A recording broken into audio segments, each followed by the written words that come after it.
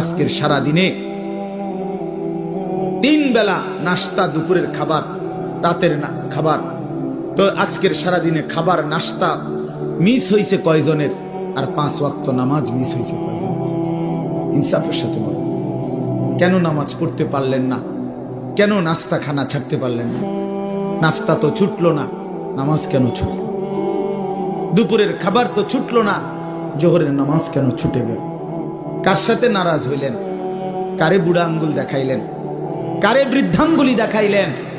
এই যুবক, কার সাথে গাদ্দারি করলা? এই নাফরমান, কার সাথে গাদ্দারি করলা?